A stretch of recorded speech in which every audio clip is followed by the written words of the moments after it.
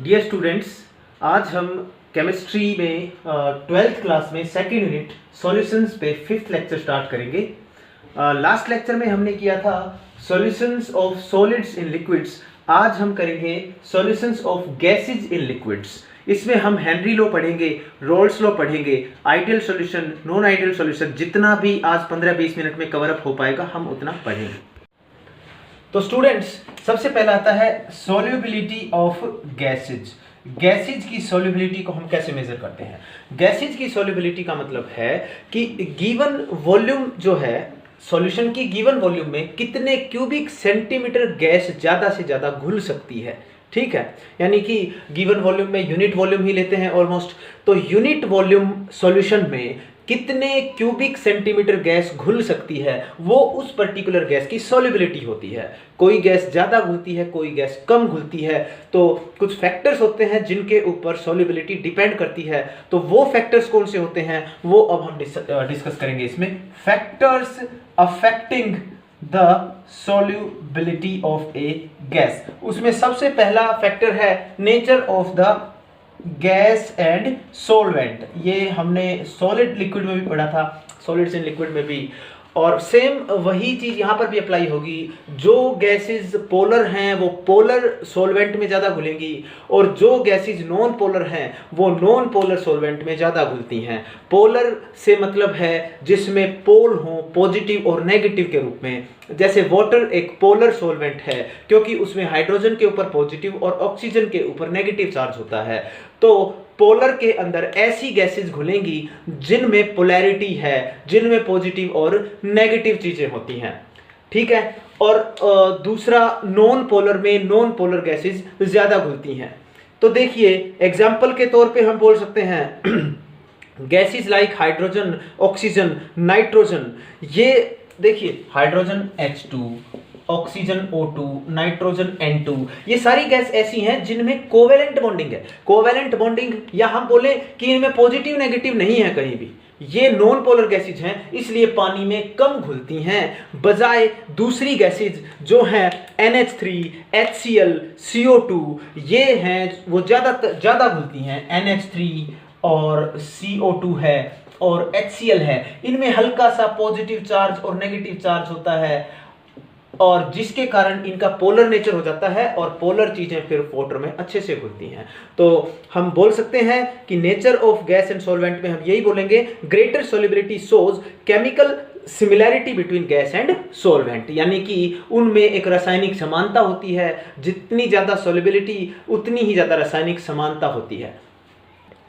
दूसरा फैक्टर है वो है टेम्परेचर, इफेक्ट ऑफ टेम्परेचर। देखिए एक बात तो हम समझ सकते हैं, जब हम किसी सॉल्वेंट को गर्म करते हैं तो गैस उसमें से निकलती है। तो इसका मतलब जैसे जैसे हम टेम्परेचर बढ़ाएंगे तो चांसेस ये हैं कि गैस की सॉल्युबिलिटी कम होगी, क्योंकि नॉर्मली गैसेज जब हम किसी चीज को गर्म करते हैं तो गैसेज उसमें से निकलती हैं, एक्सपेल आउट होती हैं, एमिट होती हैं। तो हम ये बोल सकते हैं कि नॉर्मली जब हम टेम्परेचर बढ़ाते हैं तो गैसेज की सॉल्युबिलिटी घटती है। देखिए हमने जब सॉलिड इन लिक्विड्स की सॉल्यूशन के बारे में पढ़ा था, सॉल्युबिलिटी के बारे में पढ़ा था, तो हमने दो फैक्टर पढ़े थे, nature of gas and effect of temperature. लेकिन गैसेज के मामले में एक और चीज ऐड हो जाती है, वो है गैसेज का प्रेशर। तो इफेक्ट ऑफ प्रेशर हम पढ़ते हैं कि सॉल्युबिलिटी पे इफेक्ट क्या होगा प्रेशर का। अब सोचने की बात है, अगर हम प्रेशर बढ़ाएंगे, प्रेशर बढ़ाने का मतलब है गैस के ज्यादा मॉलिक्यूल सॉल्वेंट के इंटरेक्शन में आएंगे तो ज्यादा गैस घुलने के चांसेस रहेंगे, और अगर गैस का प्रेशर घटता है तो इसका मतलब गैस कम इंटरेक्ट कर पाएगी सॉल्वेंट के साथ और इसलिए उसकी सॉल्युबिलिटी भी कम हो जाएगी। तो हम यहां से इस बात को समझ सकते हैं कि by increasing pressure the solubility of gas also increases. ठीक है, ये एक्सपेरिमेंट से भी देखा गया कि मान लिया एक ये है कंटेनर जिसमें लिक्विड है और यहां पर एक पिस्टन है, इस पिस्टन के ऊपर गैस है, ये वाली गैस है।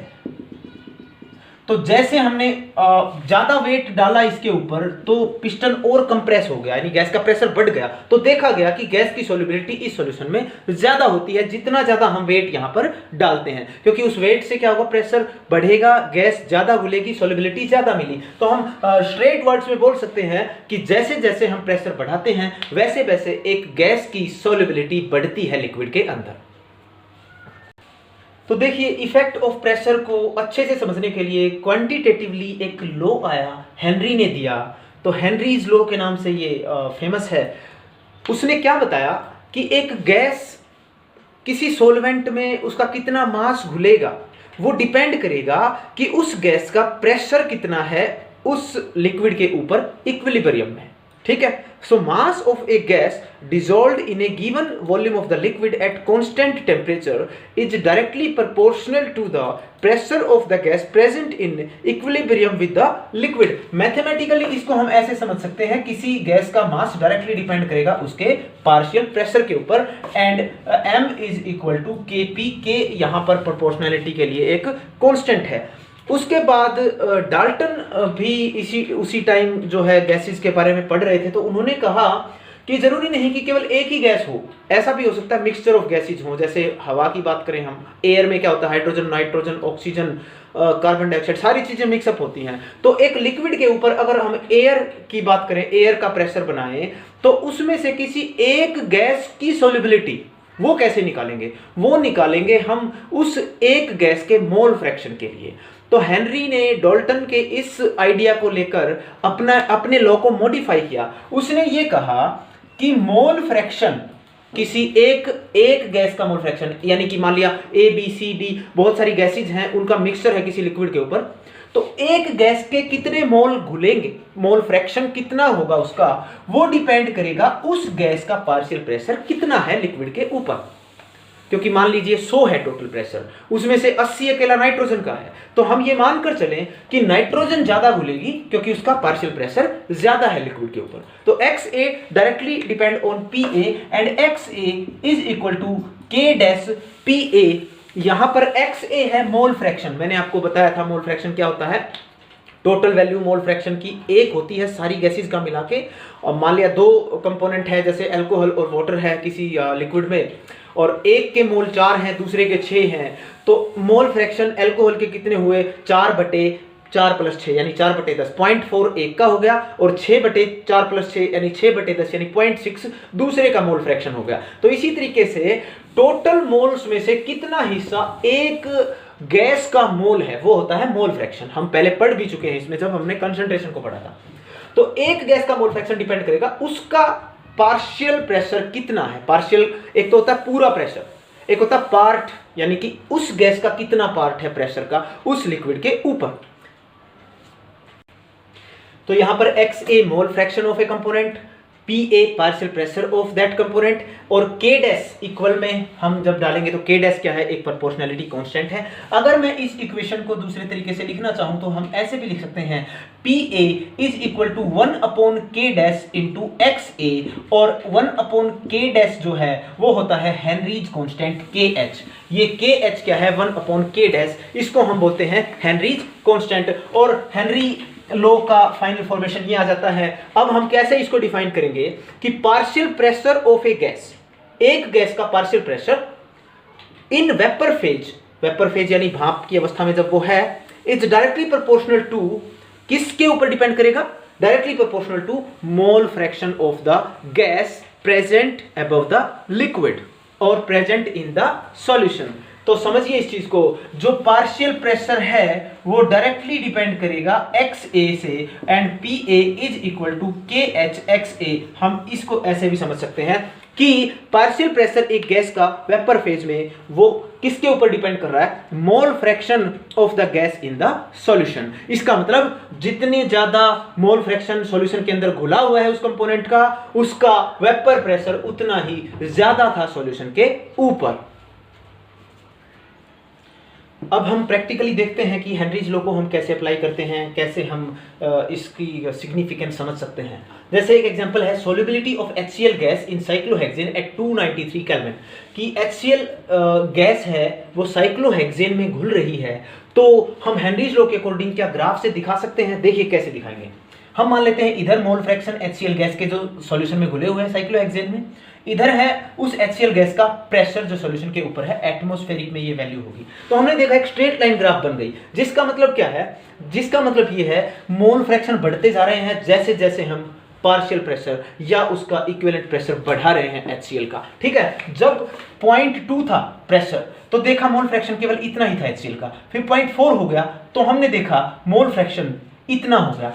तो लगातार क्या हो रहा है, जैसे जैसे हम पार्शियल प्रेशर या उसका प्रेशर बढ़ा रहे हैं HCl का, वैसे वैसे मोल फ्रैक्शन जो सॉल्यूशन में है, यानी जो सॉल्यूशन में वो घुल रही है, उसकी वैल्यू ज्यादा होती जा रही है। और इस इक्वेशन से हम इसको समझ सकते हैं, इस ग्राफ को। वैसे भी एक स्ट्रेट लाइन इक्वेशन अगर आप ध्यान से समझे तो PHCl pressure of HCl is equal to KH into XHCl। अब आप इसको थोड़ा सा समझिए, एक स्ट्रेट लाइन की इक्वेशन होती है y is equal to mx plus c, जो आपने 10th क्लास तक की होगी, 11th में भी आई होगी। तो देखिए इसमें क्या होता है, y is equal to mx plus c में ये ऐसा ग्राफ बनता है जहां पर इधर होता है x, इधर होता है y और इधर ये होता है c और ये m होता है स्लोप। अब समझिए आप इस चीज को, अगर मैं इसके ऊपर ये अप्लाई करूं PHCl pressure of HCl, y की जगह पे प्रेशर ऑफ HCl इधर है, KH जो है वो स्लोप है, और स्लोप देखिए ये जो वैल्यू है ये स्लोप KH है हमारा।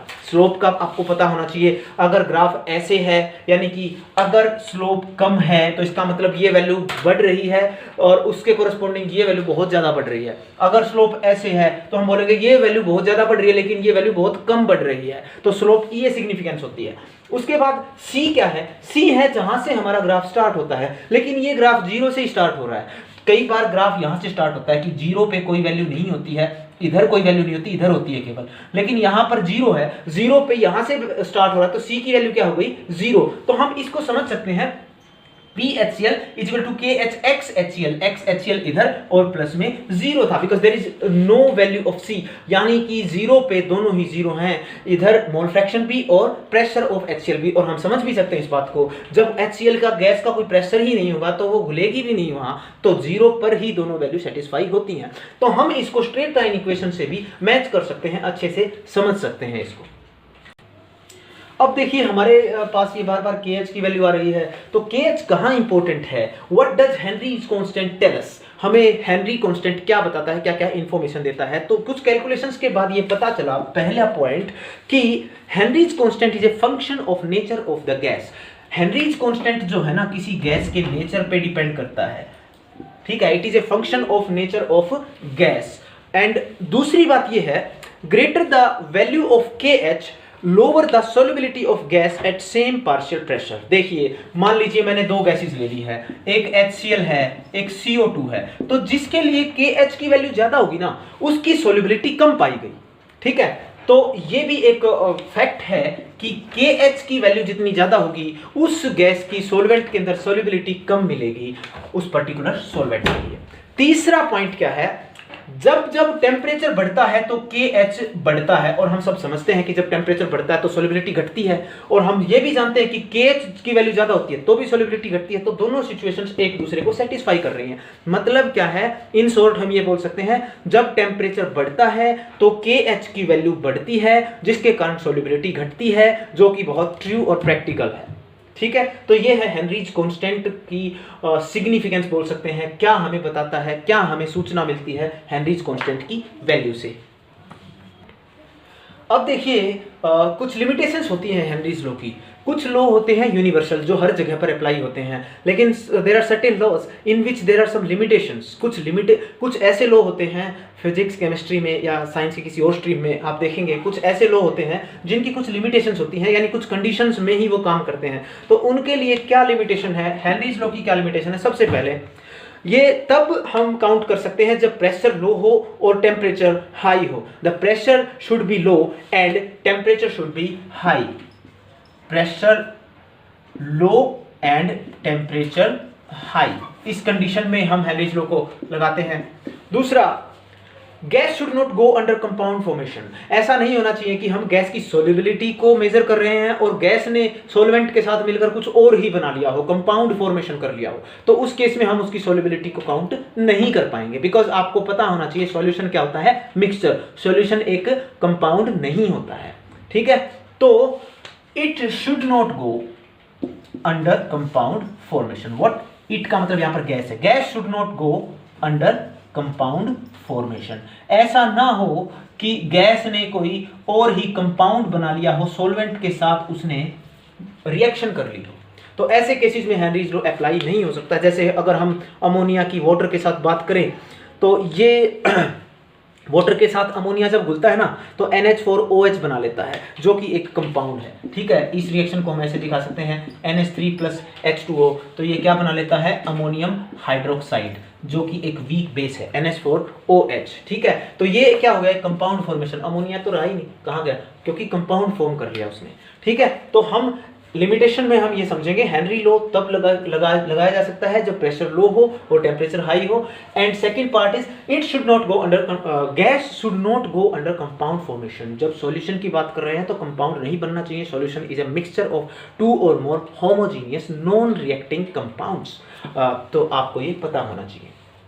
हम करते हैं एप्लीकेशंस, हेनरीज लॉ कहाँ कहाँ पर अप्लाई होता है, कहाँ कहाँ पर इसका उपयोग होता है। तो इसमें सबसे पहला है in the production of carbonated beverages. आपने देखा है कभी आप ड्यू, पेप्सी, मिरिंडा ये सब लाते हैं तो जब खोलते हैं ना ढक्कन, एकदम से गैस निकलती है। वो गैस कौन सी है, कार्बन डाइऑक्साइड, जिसको हाई प्रेशर में उसके अंदर डाला गया होता है। तो जैसे ही हम ढक्कन खोलते हैं तो प्रेशर जो है वो रिड्यूस होता है, CO2 निकल जाती है। तो कार्बोनेटेड बीवरेजेस बनाते हैं तो हेनरीज लॉ का इस्तेमाल होता है, उसमें कार्बन डाइऑक्साइड घोली जाती है।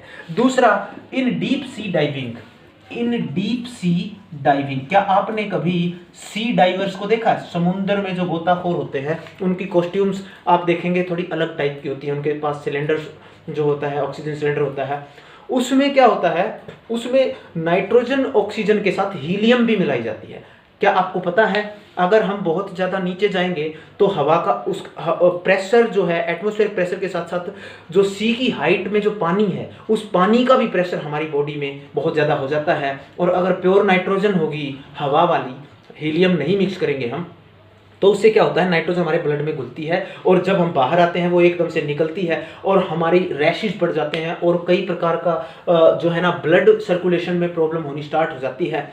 इसलिए हीलियम को मिक्सअप किया जाता है उस ऑक्सीजन सिलेंडर में, ऑक्सीजन, नाइट्रोजन प्लस हीलियम, इन तीनों को मिलाया जाता है। और ये नॉलेज भी हमें कहाँ से प्राप्त हुई, हेनरीज लॉ को पढ़ते हुए, जिसमें हमें पता चला कि नाइट्रोजन कितना घुलती है कितने प्रेशर पे, ऑक्सीजन कितना घुलती है ब्लड में, हीलियम कितना घुल सकती है। तो ये सब हेनरीज लॉ की एप्लीकेशंस हैं। उसके बाद थर्ड पॉइंट है हमारा इन फंक्शंस ऑफ लंग्स। लंग्स का मतलब फेफड़े। तो भाई हम जब इनहेल करते हैं, इनहेल का मतलब है जब हवा को हम भरते हैं तो लंग्स में उनकी हवा का प्रेशर बढ़ता है, फिर वो प्रॉपरली फेफड़ों से अंदर तक जाती है, ब्लड में घुलती है। तो जितना प्रेशर, कई बार हम प्राणायाम करते हैं, ब्रीदिंग एक्सरसाइजेस करते हैं, तो उनमें क्या करते हैं, सांस को अंदर लेते हैं, काफ़ी देर तक फुला के रखते हैं अपनी चेस्ट को। तो उससे क्या होता है, हम एक तरीके से शुद्ध हवा का प्रेशर बढ़ा रहे हैं ताकि वो ज़्यादा से ज़्यादा ब्लड में घुल सके। And that also comes from this Henry's law's application, ठीक है। उसके बाद एक और इसकी एप्लीकेशन है कि क्लाइंबर्स होते हैं जो माउंटेन क्लाइंबिंग करते हैं ना, जो लोग पर्वतारोही होते हैं, पहाड़ों पर चढ़ते हैं, वो भी हाई एल्टीट्यूड्स में किस किस चीज़ का इस्तेमाल करना है, कितना, क्योंकि जैसे जैसे हम ऊपर जाते हैं तो हमें पता है कि ऑक्सीजन की अमाउंट कम होती जाती है, तो उनको अकॉर्डिंगली अपने साथ ऑक्सीजन सिलेंडर्स कैरी करने होते हैं। ये सब नॉलेज जो हमें पता चली वो किससे आई है, क्लाइंबर्स को भी जो है एड मिलती है, वो हेनरीज लॉ की एप्लीकेशन में ही आता है। तो स्टूडेंट्स, आज हमने पढ़ा है solubility of gases in liquids, और उसमें हमने पढ़ा कि किन किन फैक्टर्स पे सॉल्युबिलिटी डिपेंड करती है। और उसमें हमने सबसे इंपॉर्टेंट जो पॉइंट आज पढ़ा है वो हेनरीज लॉ। हेनरीज लॉ थोड़ा लेंथी था, हालांकि 18 से 20 मिनट का हमारा वीडियो हो चुका है, लेकिन फिर भी मैं जितना फास्ट और जितना ईजी वर्ड्स में एग्जाम्पल्स के साथ, अच्छी लैंग्वेज के साथ आपको बता सकता था, उतना मैंने ट्राई किया है। फिर भी आपको कोई प्रॉब्लम आए तो आप हमें कमेंट कर सकते हैं, आप हमारे व्हाट्सएप नंबर पर मैसेज कर सकते हैं, और नंबर इज़ 9896570792।